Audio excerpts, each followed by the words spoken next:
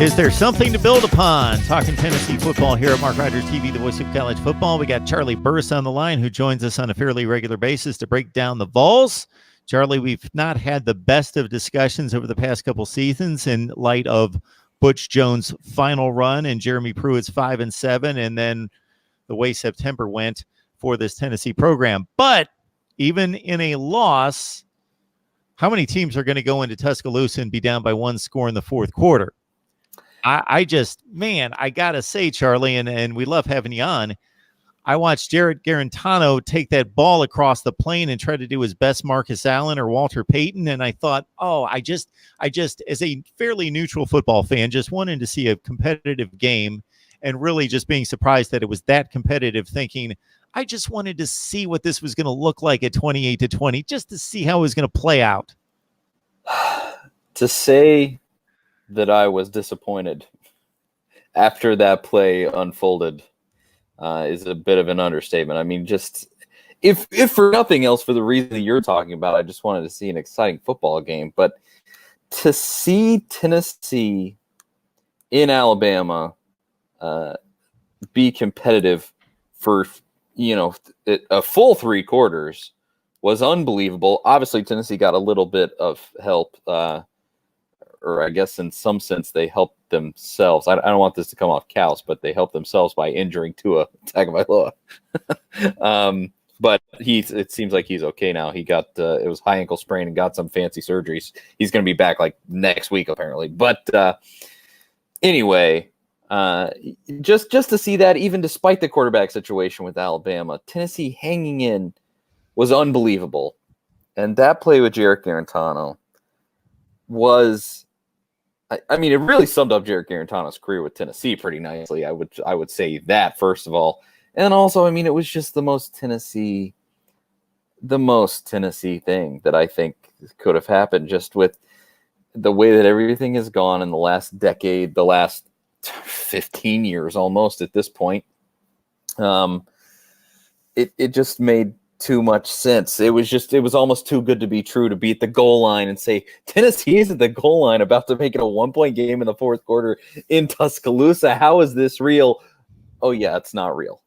It's not. It's just, of course it's not going to work out in Tennessee's favor. And it was almost too much. And then obviously after it unfolded, you got these guys who were analyzing the game, and you started to notice, the offensive line, the left guard was pulling, and it looks like that actually wasn't the play that was called. It wasn't supposed to be QB sneak. And then I saw, I guess it was Jordan Rogers actually did a breakdown on his, surprisingly, a Vanderbilt alum, did a breakdown on his Twitter, essentially showing exactly why it looks. It looks almost entirely like Jarrett Garantano just went rogue, just went and tried to be the hero in that game. And it's hard to not look at that and just be incredibly frustrated. I walk away from it saying, don't let that kid ever see the football field again at the University of Tennessee, because Tennessee found a better quarterback in Brian Maurer. He has a concussion right now. But Jarrett Garantano has played so poorly that JT Shroud is not a big step down, if a step down at all. That's your third stringer. And JT Shroud might actually follow directions and run the plays that are called.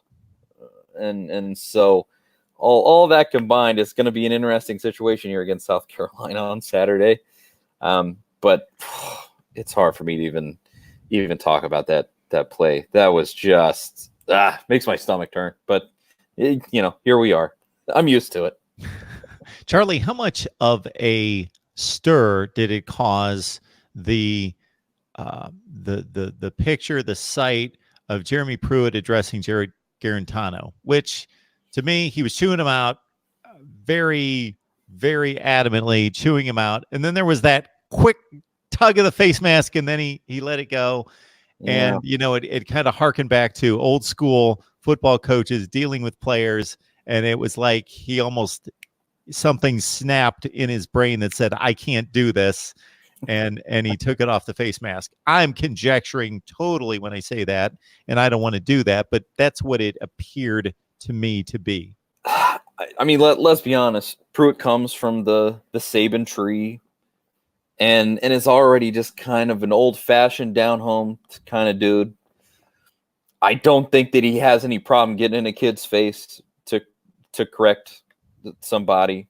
And you can have your opinion all you want on that, and I get it. I'm of the opinion I don't care about that. I think if it gets through to a kid, great. If it's not getting through to a kid, to scream in his face, stop screaming at him. Do whatever it takes to get through to a kid.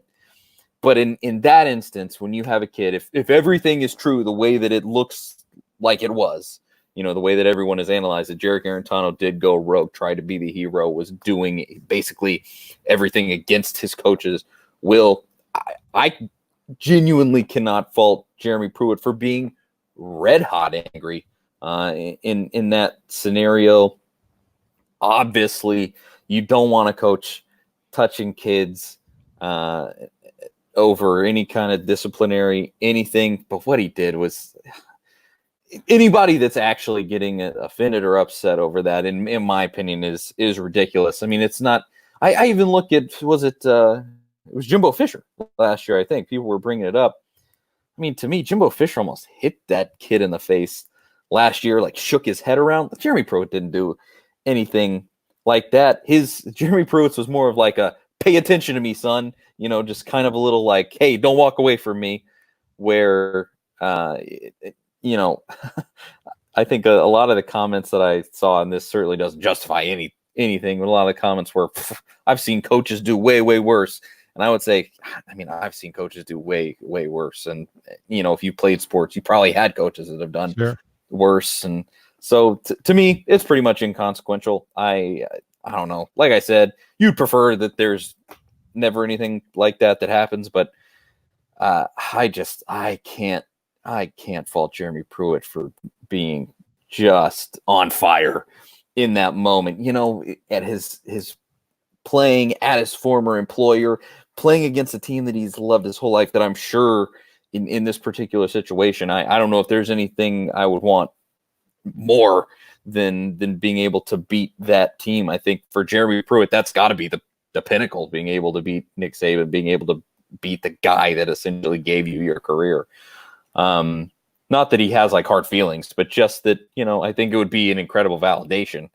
And I don't want to say that Tennessee was on the doorstep in that moment, but Tennessee was closer at Alabama than they've been in a long time. And so, yeah, I think at the end of the day, that's really a non-story. Absolutely. So I just, as soon as in this climate, in this environment, as soon as that happened, I just thought, oh, are we going to hear anything about that? You knew it. The second it happened. Yeah, you're like, oh, yep, there's definitely going to be some angry sports writers talking about this, but yeah, screw So we them. got Tennessee, South Carolina this week. We got Charlie Burris on the line talking Tennessee football. So basically the way it sets up right now in terms of hierarchy in the SEC Eastern Division is, of course, Georgia, despite the loss against South Carolina. Florida, they match off in a couple of weeks, and we'll see if the Gators have enough to take on Georgia. But then we've got the measuring stick for Tennessee. Well, we'll see if they can beat Vandy, something that's been difficult to do in recent years. But Missouri, South Carolina, Kentucky, it's that middle layer that those teams playing each other is going to show who's ready to break free from that middle tier. And I don't know that Tennessee's right in that middle tier right now, but they can certainly compete as they've shown us over the last year and a half, despite the pretty bad record against the likes of Missouri and South Carolina and Kentucky. They beat Kentucky last year. That these are probably the best measuring stick games for Tennessee would be those three teams in my mind. Jeremy Pruitt, if things go really south, I think one's out for Jeremy Pruitt. If things go really well, if by some miracle they're able to win 4 of these last 5 games, make a bowl game, that's going to change everything. It'll completely change the complexion of the way that everyone feels about Jeremy Pruitt. I mean, you look, I think if you're not connected into Tennessee and the Tennessee fan base, you probably didn't notice this, but just being within 1 score in the 4th quarter in Tuscaloosa, for a huge chunk of people that I saw, flipped a lot of opinions. Because, I mean, when Tennessee lost to Georgia State and BYU in back-to-back weeks, people were out. Rightfully so. You lost to Georgia State and BYU in back-to-back weeks. It's terrible. But people saw the effort that this team gave. People saw some of the development that's been happening with these players. You got some of these young guys. I mean, you had a guy like Jarrell Middleton, who's just coming up as kind of a 3-star, borderline 4-star, if I'm remembering correctly, kind of player. He looked like a monster in that game. So you're seeing some of this development of these guys coming up, and you're looking, and it's kind of encouraging. And I just saw, I saw some people who are people that I've known to be extremely negative about Tennessee say, I'm back in with Pruitt. I'm ready to go with Pruitt. Pruitt's the guy. And like, I don't know if I'm that easily convinced. I got to see Pruitt win some of these games like this one coming up this weekend. But beating Mississippi State and playing Alabama close for 3 quarters changed a lot. So Lord knows what it would do for Jeremy Pruitt to, like I said, win 4 of these last 5 games and make a bowl game, or even win three out of the 5. And of course, at a baseline, beat Vandy. Vandy's bad this year. Obviously, somehow they found a way to win this past weekend. But before that game, they've looked like absolute smelly garbage. And so and that game's in Neyland Stadium, last game of the year. So you gotta win that one. And I think Jeremy Pruitt could really win over hearts and minds and get Tennessee fans thinking, okay, we're headed in the right direction if he can win some of these. South Carolina, obviously, with the quarterback situation right now, things are not looking up. But hey, you never know. You play the game, and we'll see what happens.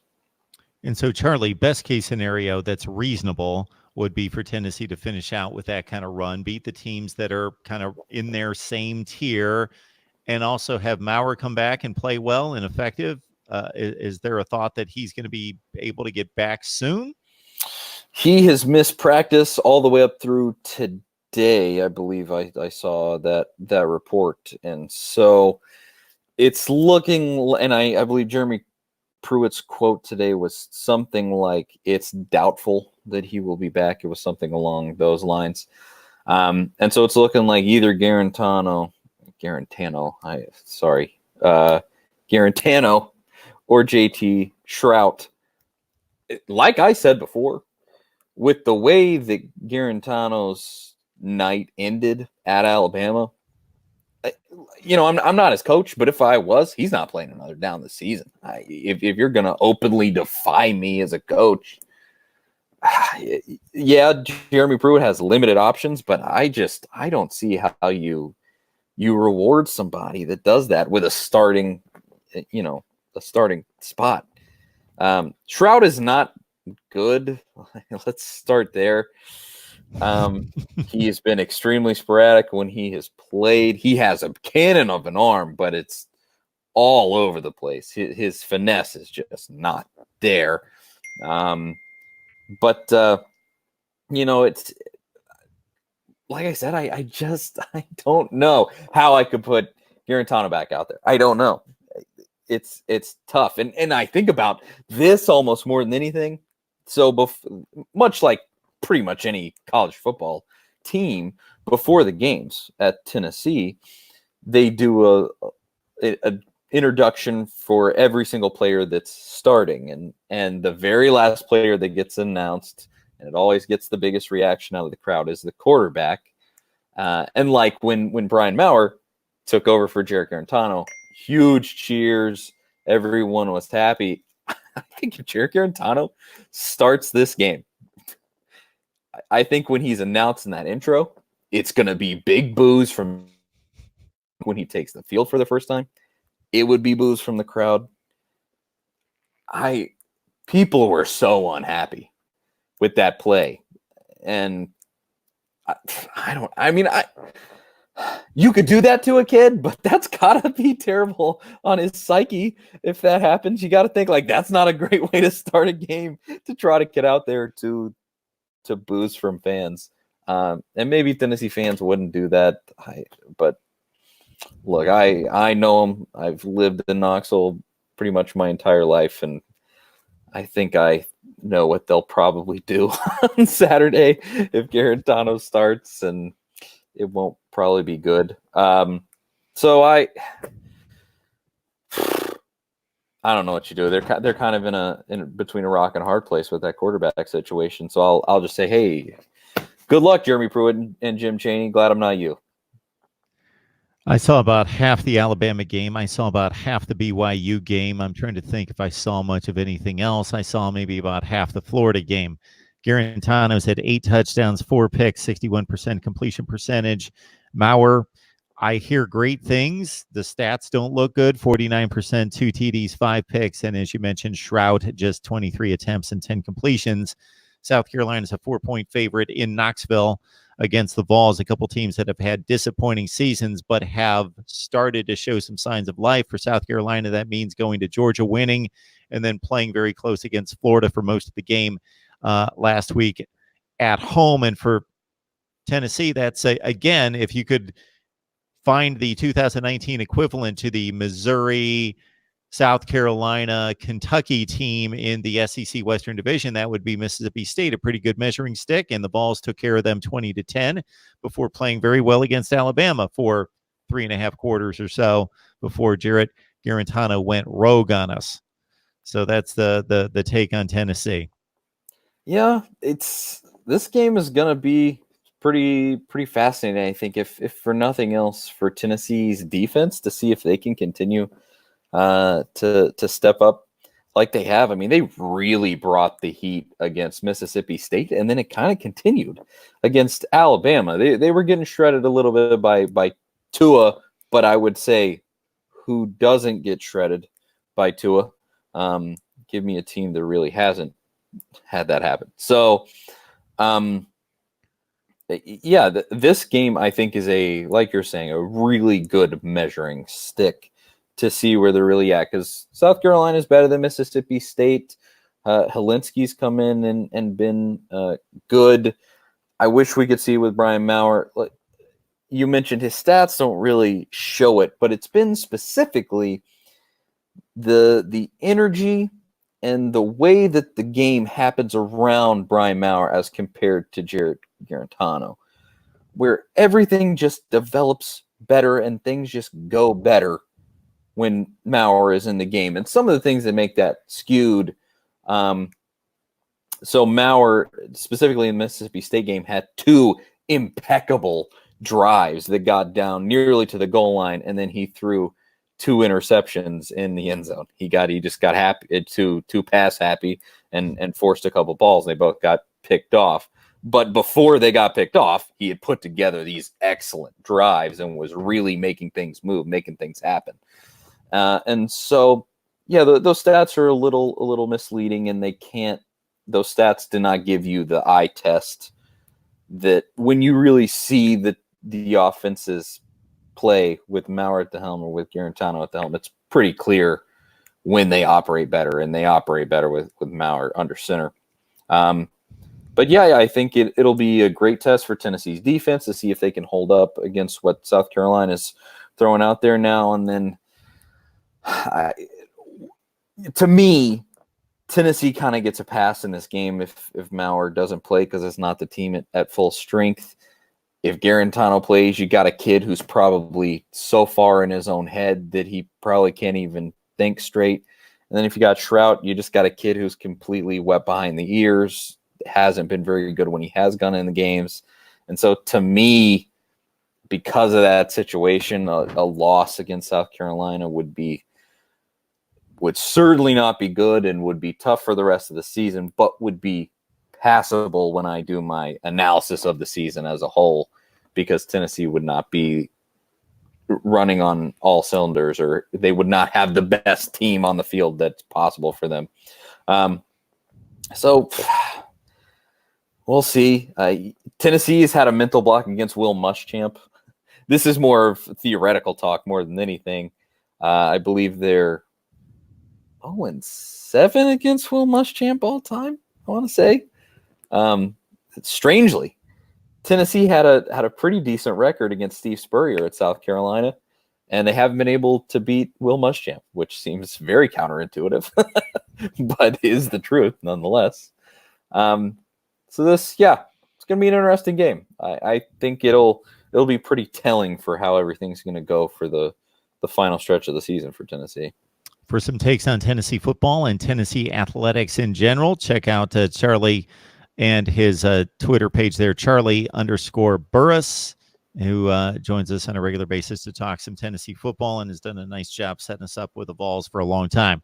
Charlie, appreciate you stopping by. Hopefully you can enjoy the game against South Carolina. Hopefully we don't have another discussion where you bring me on and you say, well, our discussions haven't been great. This one probably won't be either, but hopefully we can, have a better, a more positive discussion in the future. But we shall see. Thanks for having me on, Mark.